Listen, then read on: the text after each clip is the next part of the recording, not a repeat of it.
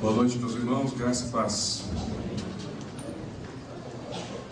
Essa é uma noite em que meu coração agradece muito a Deus de estarmos aqui reunidos para adorar o nome dEle. Existem coisas que acontecem na nossa vida e às vezes em circunstâncias que pode tirar um pouco a nossa paz, mas eu quero dizer que existe paz na tribulação. Por mais tribulações, por mais dificuldades que nós enfrentamos, existe paz, obrigado irmão, na tribulação. Aqueles que creem no nome do Senhor Jesus, ainda que passe por dificuldades, ainda que passe por tribulações, o Senhor está com ele e ele pode passar por essa tribulação, por essas dificuldades em paz. Porque quem está com o Senhor passa por dificuldades em paz. É por isso que eu entendo que existe paz na tribulação. A tribulação, todos nós passamos ou passaremos algum dia por alguma dificuldade em nossas vidas, mas com o Senhor nós podemos ter paz em meio à tribulação. Então hoje estamos aqui, tivemos algumas dificuldades, mas Deus está conosco e nós podemos ter paz, porque ainda assim Deus foi adorado. Deus será adorado e continuará sendo adorado, independentemente do que aconteça conosco, com as nossas vidas ou no lugar onde nós estamos. Glórias a Ti, Senhor, Tu és adorado. Deus da nossa salvação, nós glorificamos o Teu nome. Amém? Eu quero então continuar. Hoje eu finalizo esse tema, nessa noite, e o tema que nós temos tratado constantemente é justamente esse: enganos e auto-engano. Esse tema tem já me aquietado há um bom tempo, e nós temos falado sobre ele desde o dia 21 de abril.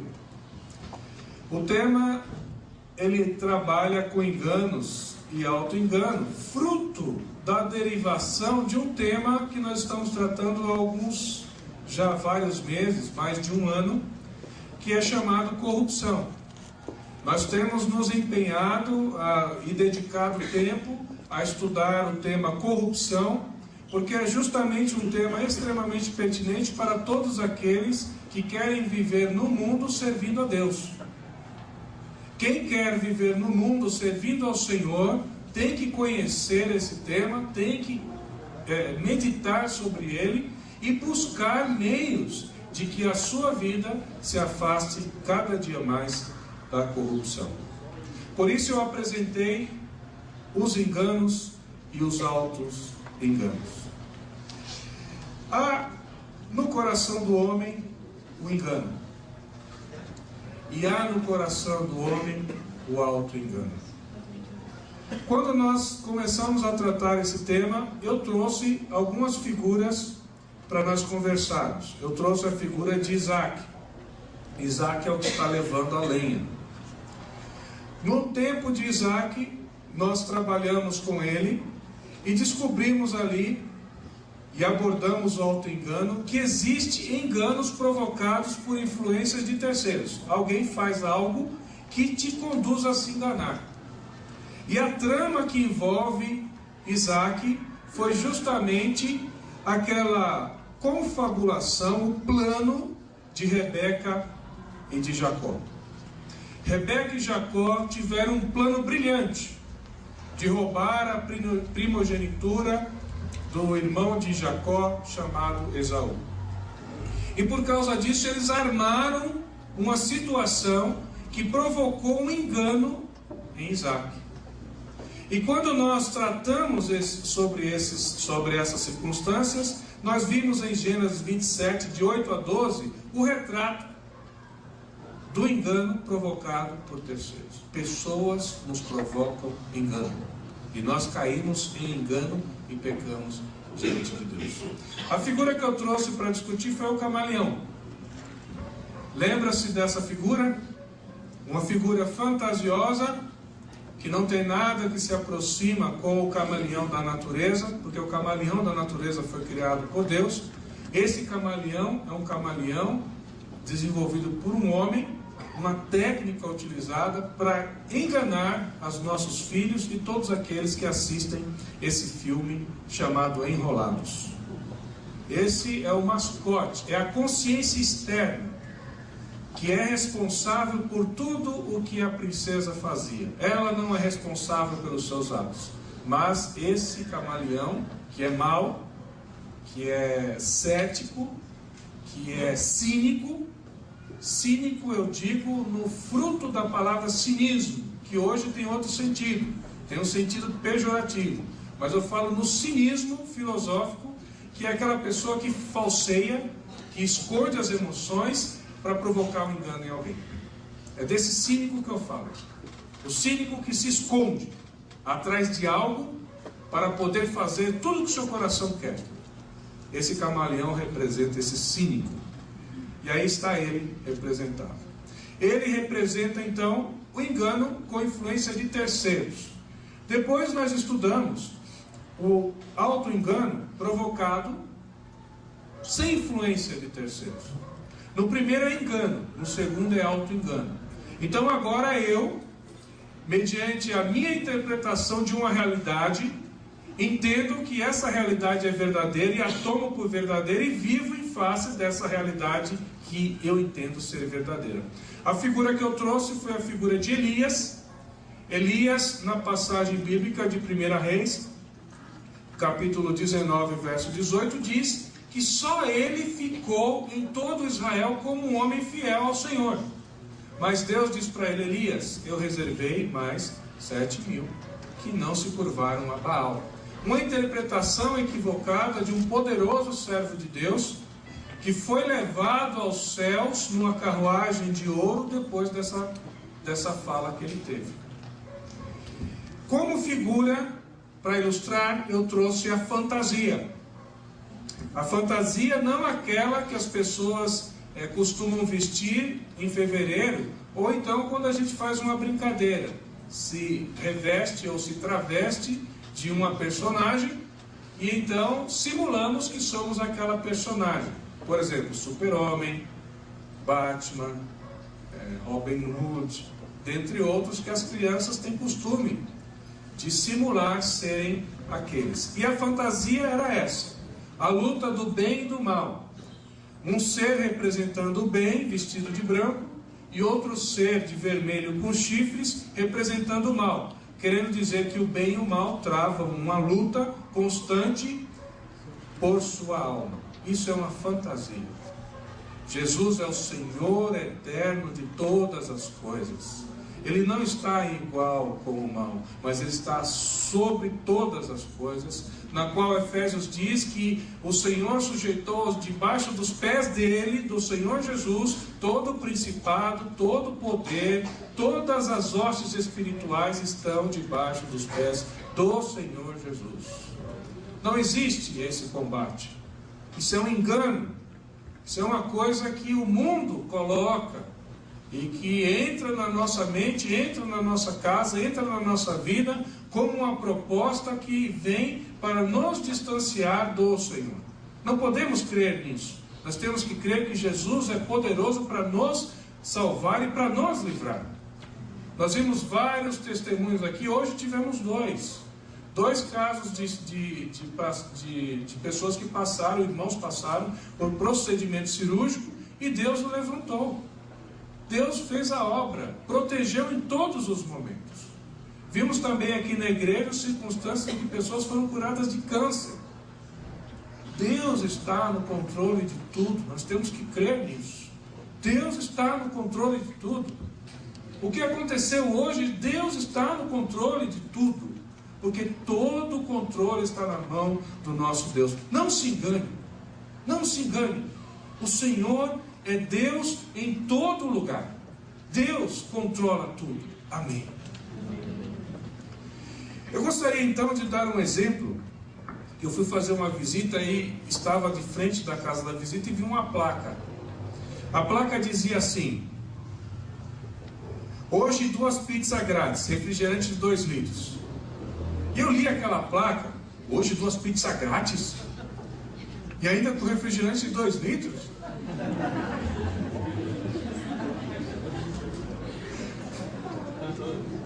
Nem o prato lá do governo você tem que pagar R$1. Paga nada. A minha esposa começou a rir. Você é um brincalhão mesmo, né? Você é um fanfarrão. Porque a placa estava escrito assim: hoje 2 pizzas grátis, 2 refrigerantes de 2 litros. Quer dizer, tinha que ter uma vírgula, né? Hoje 2 pizzas, vírgula, grátis, um refrigerante de 2 litros. Eu fui enganado. Por um momento eu fiquei... Mas depois eu falei, tem alguma coisa errada nessa placa. Eu descobri que era vírgula. Daí a importância dos sinais de pontuação na linguagem na língua portuguesa. Evita um auto-engano. E aquilo me fez pensar, porque é uma situação rotineira, cotidiana, que nós estamos sujeitos em todo instante, né? Semana passada ou retrasada, estava anunciando na televisão um carro que não é popular, mas que tinha uma taxa lá. IPI reduzido, etc, né? E eu perguntei, evidentemente, o valor, e o rapaz falou X. Eu falei, mas espera aí, onde está o IPI reduzido aí? Ah, está aí no valor. Eu falei, mas você disse que tem IPI reduzido mais desconto. Cadê o desconto? Ou seja, o que o rapaz brilhantemente fez? Ele pegou o IPI reduzido do governo, deu a taxa de juros em taxa zero e ficou por isso mesmo. Mas ainda tem o desconto que você tem que ter, que eles não dão. Eles dizem que eles pegam o IPI reduzido e te dão como se fosse desconto. Resumindo em miúdos, ele não dá desconto nenhum e aproveita a redução do imposto para dizer que é desconto. E não é desconto coisa nenhuma. Isso é um engano provocado por ação de terceiro, é propaganda enganosa e o Código de Defesa do Consumidor coíbe essas coisas. Então, se você foi vítima disso, procure os seus direitos. Porque a lei não assiste aos que dormem. Situações cotidianas que nos forçam ao auto-engano e que nós temos que tomar cuidado com essas circunstâncias. E nessa noite nós vamos fechar esse quadro e eu convido você a nós fazermos uma pequena e breve reflexão sobre o texto que está em Isaías capítulo 53, do versículo 6 ao 9. Isaías 53, do verso 6 ao 9. E para que nós possamos ler em harmonia, eu trouxe a projeção da qual eu convido você a ler, fazer a leitura juntamente comigo. E se você quiser acompanhar na sua Bíblia para ver se há alguma incorreção e depois me avisar, eu agradeço muito. Estamos sempre abertos a correções, porque o nosso Deus assim nos trata. O homem tem que estar aberto à correção de Deus. Vamos ler então? Todos nós andávamos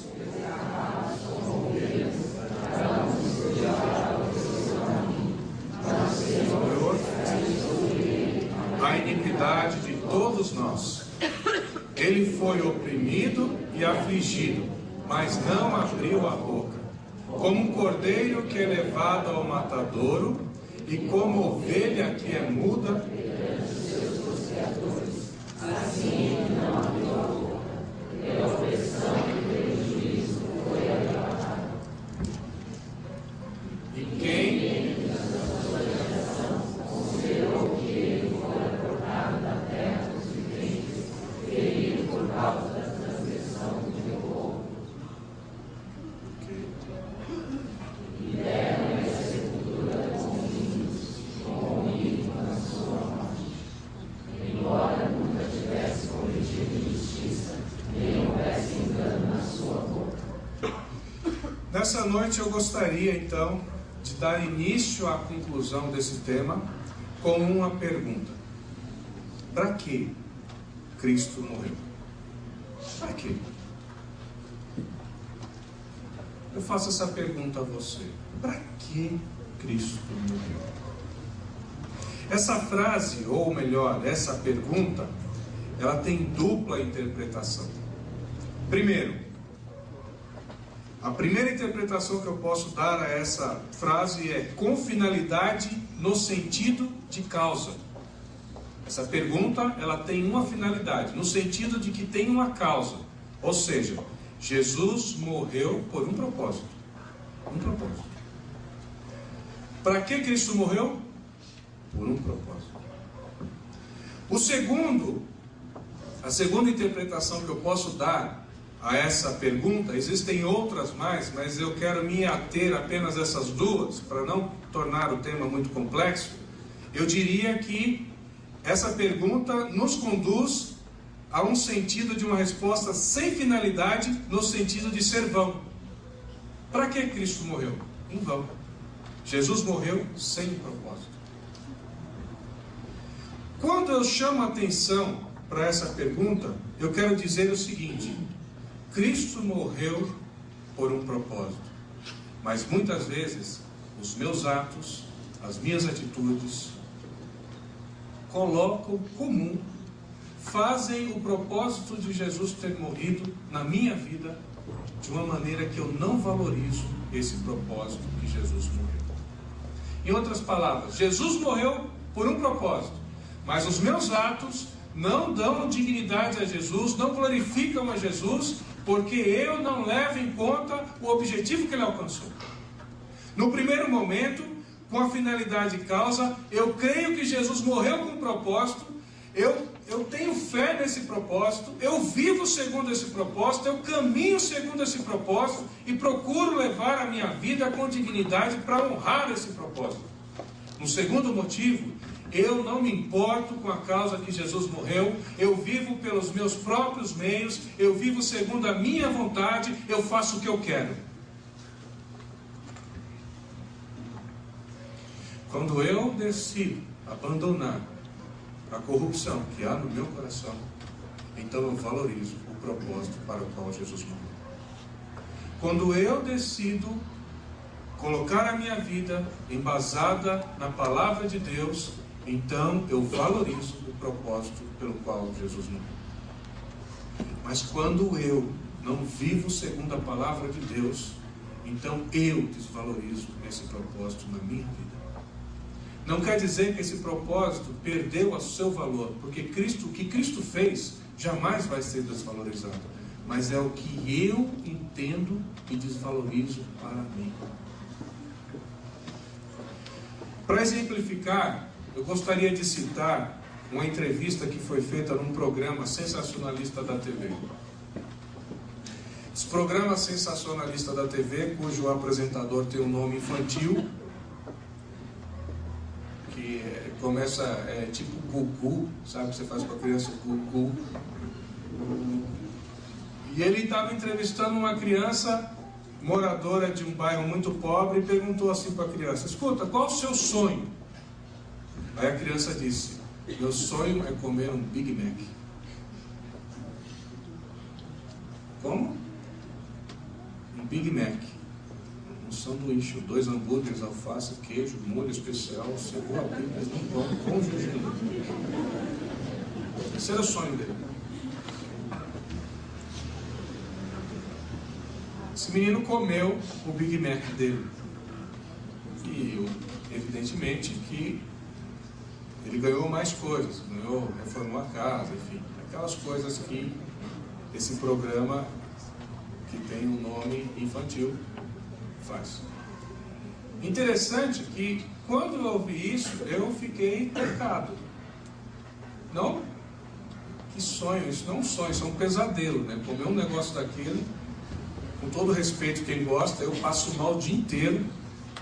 Já experimentei, eu já fiz essa experiência, porque para eu falar eu preciso experimentar, né?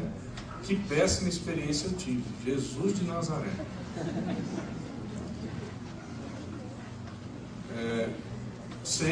Com todo respeito quem gosta. Eu não gosto. Com todo respeito mesmo. Mas quando eu vi aquilo, eu me senti tocado. Não pelo fato dele querer aquele produto de marketing, aquela marca de comida. Porque aquilo é uma marca de comida. Nós temos marca de roupa, marca de carro, aquilo é uma marca de comida. é uma grife da comida. Mas o que tocou meu coração foi a simplicidade daquele menino. Nós temos tantos sonhos mais caros do que esse, não é verdade? E aquela criança tinha um simples sonho de comer um sanduíche. Eu fico pensando o que levou essa criança, a quantidade de propaganda que não foi ao coração dessa criança, para ela desenvolver um sonho dentro de si de comer um sanduíche. No primeiro momento eu pensei, que sonho mais banal, que coisa mais pequena. Para mim, o sonho dele é um sonho simples, que eu desprezo, não tem valor para mim. Mas para ele, o sonho dele teve um valor muito grande, porque era o sonho da vida dele. Essa é a diferença quando eu olho para o que Cristo fez na cruz e entendo como algo que eu esperava muitos anos na minha vida para acontecer. Eu esperava isso. Eu esperava uma mudança na minha vida. E quando eu tive a oportunidade de que essa mudança viesse à minha vida, foi um sonho realizado. Esses são aqueles que valorizam o que Cristo fez. Para que Cristo morreu? Essas pessoas valorizam. Mas aquelas que ao tomar uma decisão, ou nunca tomaram uma decisão, não vivem de acordo com esse sonho de mudança, não valorizam. Para que Cristo morreu? É essa dupla interpretação que eu estou propondo para nós conversarmos nesta noite. Uma dupla interpretação que pode, muitas vezes, engrandecer o nome de Deus na minha vida ou torná-lo totalmente desvalorizado na minha vida. Por isso, meus irmãos, de primeiro momento, para um crente que já está há muito tempo na igreja, pode parecer que essa pergunta é muito simples. Eu já tenho a resposta pronta aqui. Às vezes eu estou fazendo a pergunta para que Cristo morreu, e no seu coração de crente já estudado, já disse, isso é muito simples, eu resolvo isso daí rapidinho. E eu digo para você, com uma filosofia que eu tenho seguido na minha vida. Muitas coisas na nossa vida são simples, mas não são fáceis. Muita coisa na nossa vida é simples, mas não é fácil. E eu trouxe aqui 3 exemplos para ilustrar isso. Apenas 3. Admita que eu e você, ou você, seja vizinho de uma pessoa tabagista.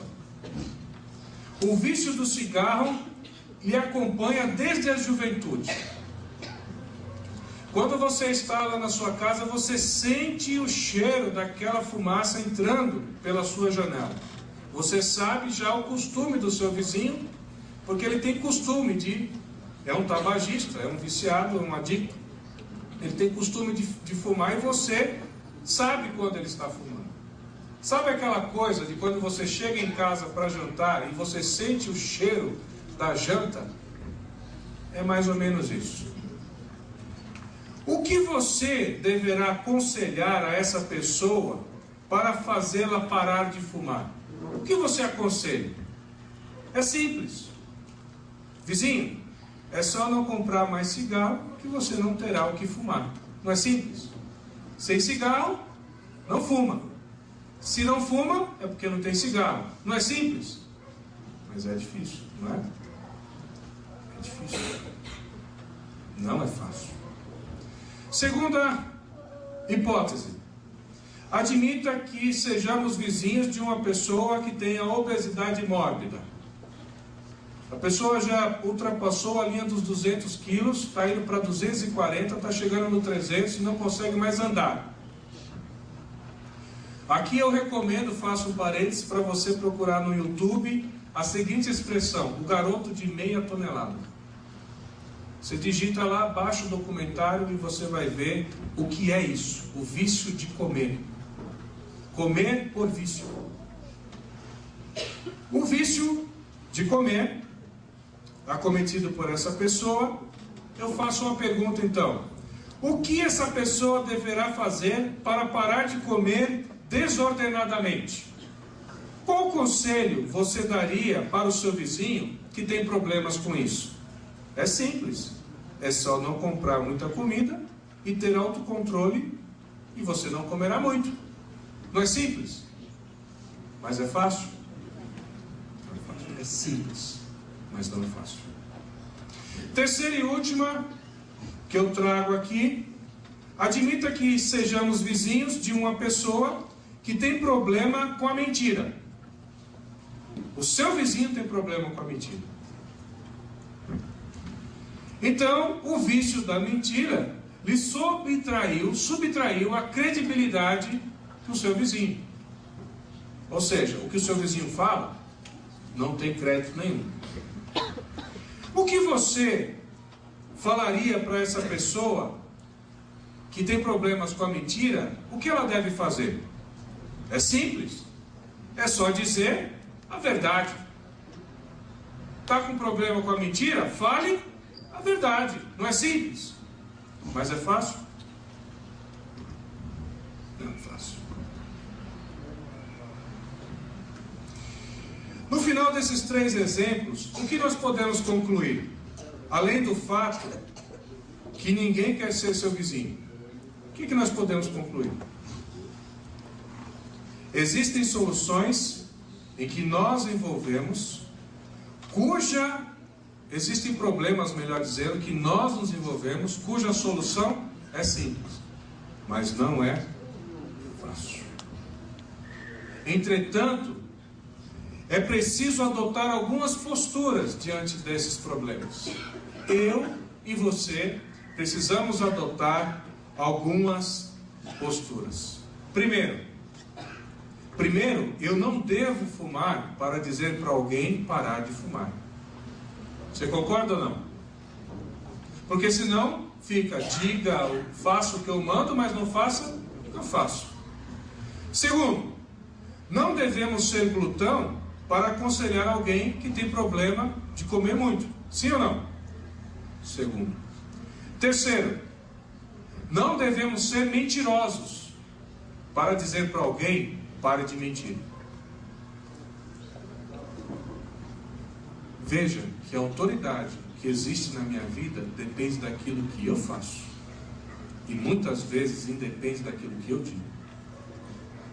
Muitas vezes o que eu faço fala mais do que aquilo que eu digo. E como é difícil concordar o que sai daqui com o que eu posso fazer. O que sai daqui tem que estar em concordância com o que eu faço na sua frente. Como é difícil. Mas não é simples? É simples ou não é? É só você falar aquilo que você vai fazer. Não é simples? Mas é fácil? Não é fácil. Para que Cristo morreu? Para quê? A resposta é simples, mas não é fácil de viver. É simples, mas não é fácil. Por que não é fácil? Porque exige uma postura justa de todos nós. Voltando ao texto de Isaías, capítulo 53, eu gostaria, então, de expor esse texto de uma maneira diferente, para que eu possa fazer o destaque de algumas frases, de alguns pontos que eu gostaria de conversar com os irmãos. Coincidentemente, essas coisas que acontecem entre pregador, dirigente de louvor e irmãos que estão no culto, coincidentemente, hoje eu vou falar justamente desse quadro. O William comentou, esse quadro, eu pintei esse quadro com um objetivo: de evangelizar. Eu passei por um período de uma pequena tribulação na minha vida, que me deixou triste. Aconteceu um aborto na minha parte profissional, e eu fiquei triste. E então eu queria transformar isso em bênção e glórias ao Senhor. Aí eu pintei um quadro e comecei a pintar. E esse quadro eu fiz baseado em Isaías 53, e Isaías 9:6. E ele quer dizer o seguinte: há muitos e muitos anos atrás, no céu havia um sinal de uma estrela anunciando um menino que ia nascer. Esse menino que ia nascer recebeu então a visita de magos, que lhe trouxeram ouro, incenso e mirra. Trouxeram-lhe ouro, incenso e mirra. Quando os magos chegaram para esse menino e lhe deram ouro, ele disse: olha, você é o rei dos reis, digno de ser um rei. Quando trouxeram incenso, disseram para ele: você é digno de ser adorado, porque o incenso representa a adoração no tabernáculo. Mas a mirra que está aqui queria dizer que Jesus ia morrer na cruz, ia ser sepultado, mas ao terceiro dia a pedra do sepulcro rolou, e então ele traria vida e alegria a toda a humanidade. Então, quando o anjo viu isso, ele tapou os olhos e os pés e disse: santo, santo, santo é o Senhor dos exércitos. Mas enquanto essa criança, ou melhor, Jesus Cristo não subir ao céu, o Espírito Santo não desce, porque Jesus veio para cumprir a lei, mas o Espírito veio para habitar em todos aqueles que saem do Senhor. Mas esse menino que cresceu e morreu na cruz e ressuscitou, ele fez isso com um objetivo. Ele está apontando para o objetivo que ele fez. Qual que é? Entrar no seu coração. Quer deixar Jesus entrar no seu coração?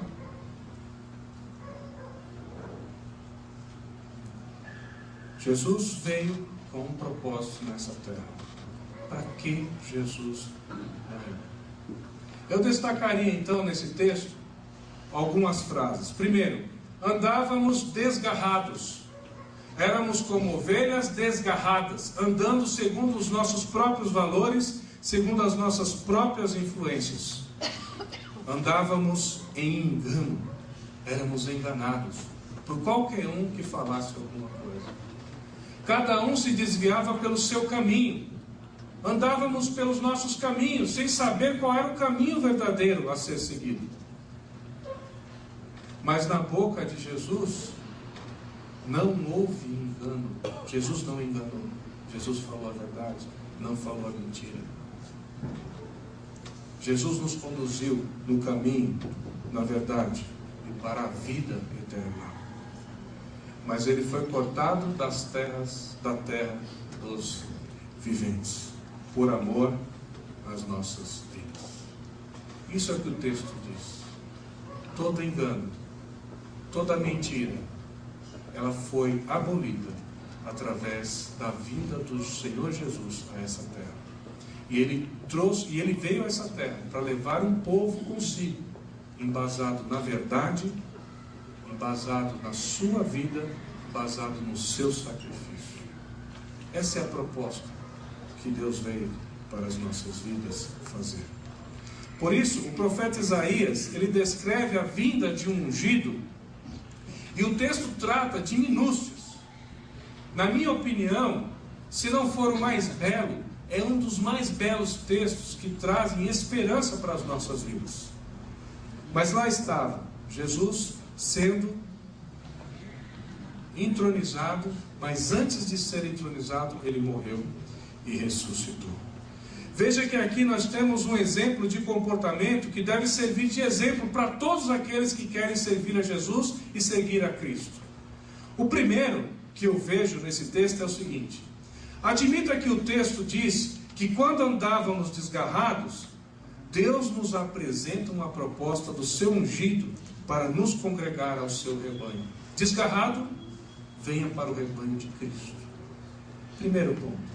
Segundo, admita que o texto diz que cada um se desviava pelo seu caminho, mas Deus apresenta a proposta de ser ungido, qual seja, Jesus nos conduz a um caminho para a salvação. Estávamos em todos os caminhos, Jesus nos chama para o caminho da salvação. Primeiro, nos congrega num rebanho. Segundo, nos chama a trilhar um caminho para a salvação. Terceiro, admita que o texto diz que não havia engano em sua boca. O texto diz isso, não havia engano em sua boca. Por isso, a proposta de Deus é que em Jesus, no seu ungido, não há engano, não há mentira, mas há verdade. Então, primeiro ponto, Deus nos chama para um rebanho. Segundo, nos leva por um caminho que conduz à vida. Terceiro, não há mentira nesse caminho. Não há espaço para ela. Há só espaço para a verdade. E por fim, admita que o texto diz que o ungido do Senhor foi cortado da terra dos viventes por causa de nossas transgressões. Mas Ele ressuscitou e está à destra de Deus. Então, éramos desgarrados, Jesus nos põe no rebanho. Estávamos desviados num caminho de perdição, Jesus nos mostra o caminho da vida.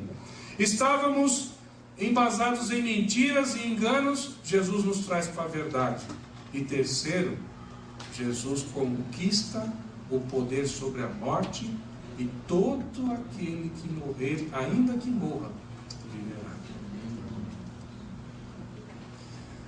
A impressão que nós temos ao ler esse texto é que antes do ungido não existia aquele que buscava a verdade, mas depois do ungido existe esperança para aqueles que buscam a verdade, porque Deus tornou a fantasia em realidade. Não existe mais fantasia. O que existe é Jesus nos convidando a vivermos uma vida sem mentira, sem engano, sem auto-engano, mas na verdade. Isso é o que existe. O resto é fantasia para nos desviar do caminho do Senhor.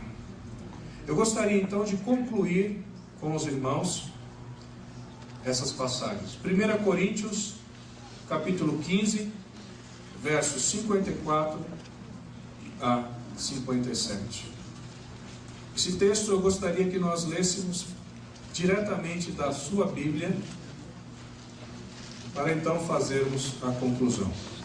1 Coríntios, capítulo 15, do 54 ao 57. 1 Coríntios 15, do 54 ao 57.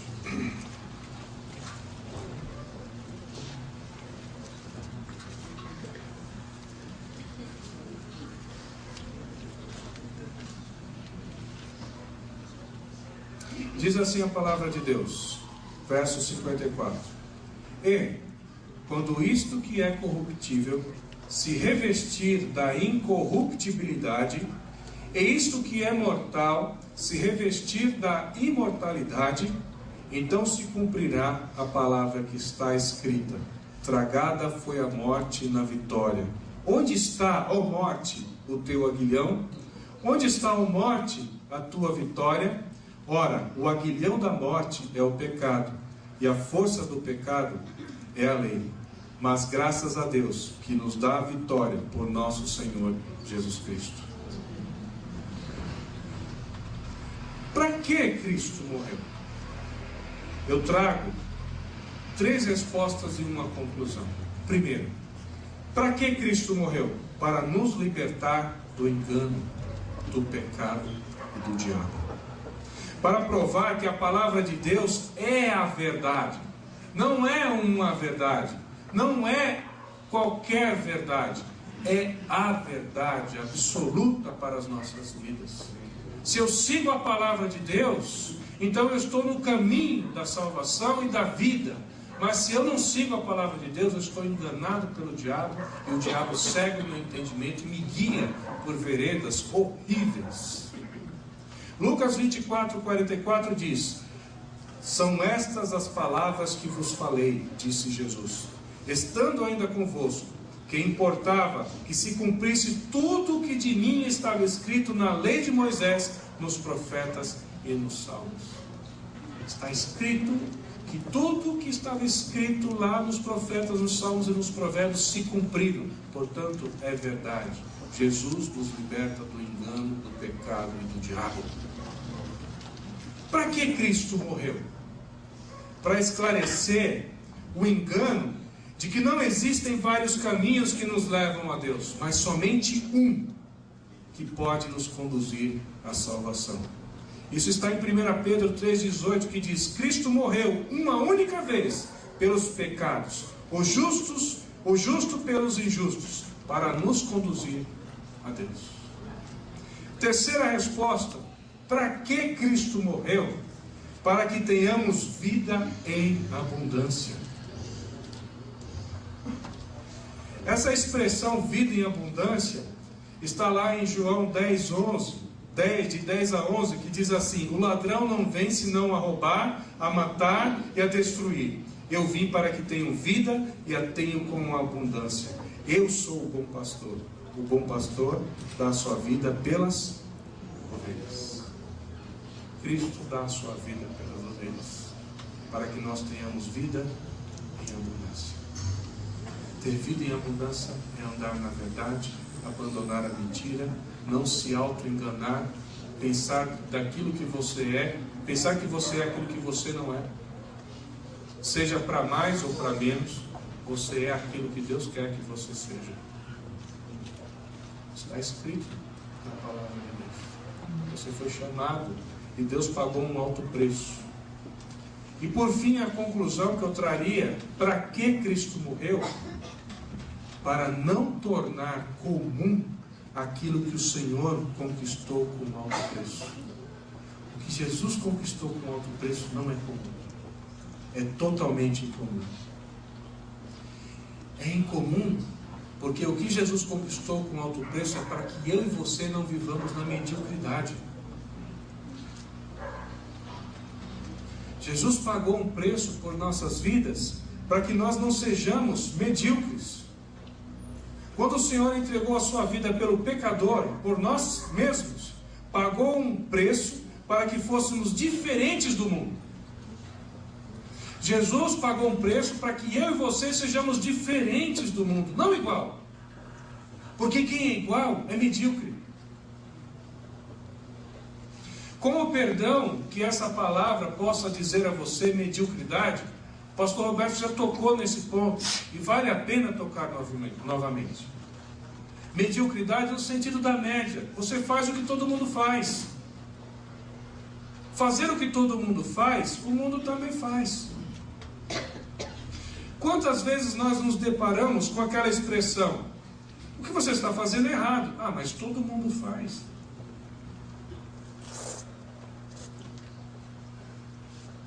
Estou levando minha filha de carro para a escola e não consigo estacionar ali. Aí eu reclamei na direção, falei: escuta, vocês têm uma escola de frente para Sábado d'Ângelo e para uma rua deserta. Por que vocês não soltam as crianças pela rua deserta? Assim a gente passa lá, a criança entra e nós vamos, a rua dá acesso para os dois lados. Aí, mas por que você está falando isso? Porque eu tenho a maior dificuldade de estacionar aqui. Eu não consigo estacionar em nenhum lugar. Ah, mas todo mundo, pai, sofre isso. Eu falei: você tem razão. Todo mundo sofre isso. Olha aí a frasezinha. Todo mundo faz. Então você está me pedindo para parar em fila dupla, é isso? Para estacionar em cima da faixa? Para estacionar no estacionamento reservado para peruas? É isso que você está me pedindo? Não, pai, 5 minutos, mas está errado. Todo mundo faz. Sabe o que eu fiz, meus irmãos? Semana passada, sexta-feira, eu fui procurar outra escola. Porque isso me incomoda. Incomoda infringir a lei. Incomoda ter que estacionar num lugar proibido. Se a pessoa não quer mudar, mudo eu, em nome de Jesus. Porque eu não sou medíocre, eu não faço o que o mundo faz. Eu faço o que o meu Senhor quer que eu faça.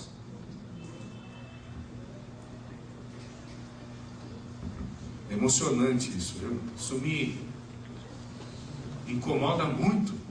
Essa corrupção que o mundo quer que eu seja corrupto também, isso me incomoda demais.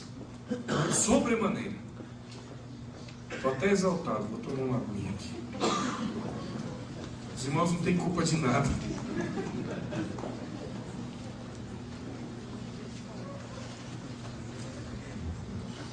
Para que Cristo morreu? Para que Cristo morreu? Para eu não ser medíocre. Não torne comum aquilo que Deus tornou especial. Ser chamado por Deus, seguir uma vida segundo os caminhos de Deus é ser especial. Você foi chamado para ser especial e não medíocre. Não seja comum. Você sabe o que é ser comum? Eu vou te dar um exemplo de ser comum. Trabalhar ou estudar é comum. Incomum é ser um servo de Deus no trabalho e na escola. Isso é comum. Trabalhar e estudar qualquer um faz. E se não fizer, não come. Incomum é ser um servo de Deus no seu trabalho e na sua escola ou na sua faculdade. Vou dar outro exemplo para você do que é comum.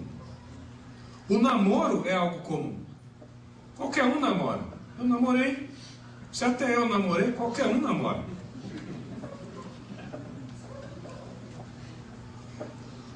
O incomum é namorar alguém que seja cristão e se manter puro no namoro. Isso é incomum. Namorar, qualquer um namora. Mas procure um servo de Deus ou uma serva de Deus e viva com ele um namoro santo. Isso é incomum. Isso é não ser medíocre. Não torne comum aquilo que Deus fez especial. Porque foi para isso que Cristo morreu. Para você ser especial. Certa vez eu fui num colégio de pessoas com problemas mentais. Essa era a expressão que eu usava. Problemas mentais. Meu professor corrigiu e disse: não é problema mental, porque não tem problema na mente dela. A mente dela é normal. Ela só tem uma incapacidade locomotiva. Eu vou provar isso para você. Em 6 meses ele conseguiu me provar. E então eu vi que aquelas pessoas eram especiais e precisavam de um trabalho especial. E aí eu fiquei lembrando: Senhor, eu sou assim. Eu sou especial. Porque eu preciso de um trato especial. Eu não sou comum, não sou medíocre. Não vou fazer o que o mundo quer. Vou fazer o que Deus quer, por isso eu sou especial. Deus vai escolher o meu chefe, porque eu sou especial. Deus vai escolher o colégio, porque eu sou especial. Deus vai escolher a esposa ou o marido, porque eu sou especial. Eu sou especial.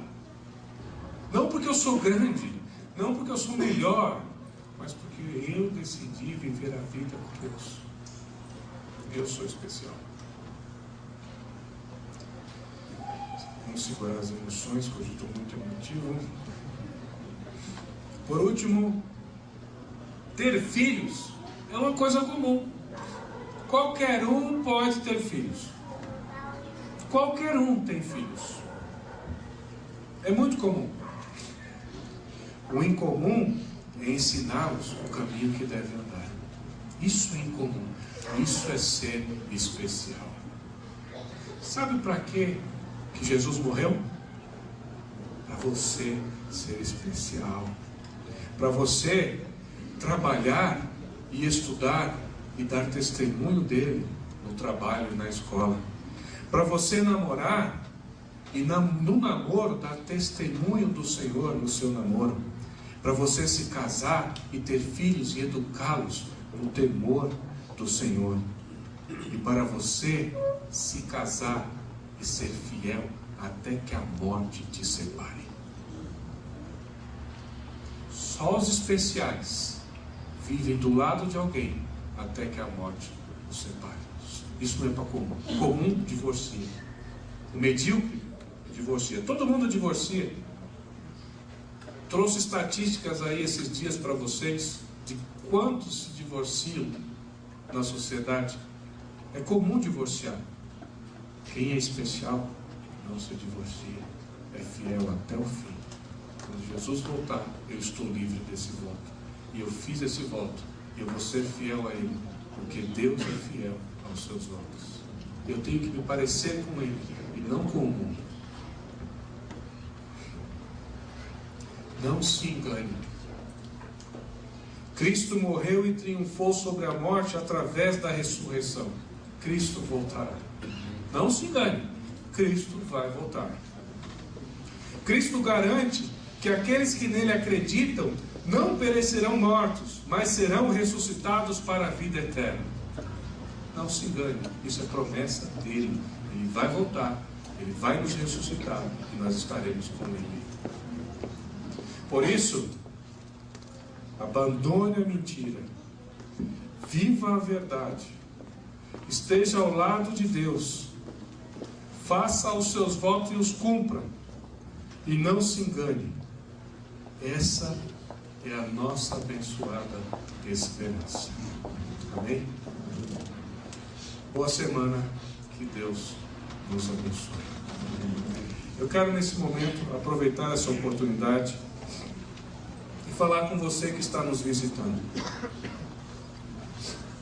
Deus te fez um convite esta noite, um convite muito, muito especial. Tão especial que Jesus te chama para não ser comum, não ser medíocre, mas ser especial. Para ser especial, é preciso não aceitar o que o mundo aceita. Para ser especial, é preciso fazer a vontade de Deus. Se nesta noite, Deus, através do Senhor Jesus Cristo e o Espírito Santo te convence nesta noite a aceitar essa proposta especial de Jesus, me dê um sinal, eu quero orar por você. Alguém? Levante sua mão, eu quero orar por você. Alguém aqui que nesta noite quer se tornar um servo de Deus e viver uma vida especial, me dê um sinal, eu quero orar por você. Alguém? Alguém aqui que quer dizer: Jesus, eu quero viver como o Senhor quer e não como o mundo quer.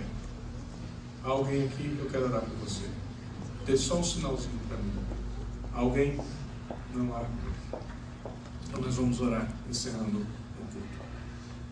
Senhor, eu quero te agradecer por tudo que o Senhor fez em nossas vidas hoje. Nós te adoramos através dos cânticos, nós te adoramos, Senhor, através das orações e intercessões, dos testemunhos, do desafio do Criar, que é uma obra, Senhor, que eu tenho certeza que o Senhor vai nos usar nesse bairro. Nós já te adoramos também pela ministração da Tua Palavra. E neste momento, Senhor, nós queremos te adorar, indo para a nossa casa com o desafio de sermos pessoas especiais na Tua presença. Que nessa semana, Jesus, nós olhemos para o objetivo para o qual o Senhor morreu na cruz e tornemo-nos, Senhor, sabedores que nós somos especiais, porque o Senhor nos salvou e nos resgatou. E que nós vivamos, Senhor, na letra essa especialidade, porque nós não queremos tolerar o pecado, não queremos tolerar a mentira, o engano e a corrupção que tenta nos tirar dos teus caminhos, mas nos preserve nos teus caminhos, em nome de Jesus. Por isso, Senhor, eu ergo minhas mãos agora sobre essa congregação e pela autoridade que o Senhor Espírito Santo nos dá como ministros da Tua Palavra.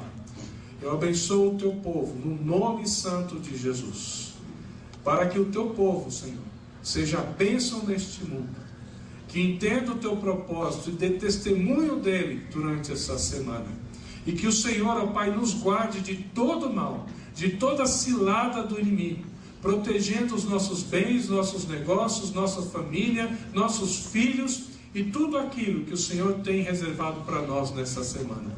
Que nós sejamos, ó Deus, representantes da Tua Palavra nesta terra, divulgando o Teu Evangelho, hoje e até a voltada de Cristo. Em nome de Jesus. Amém.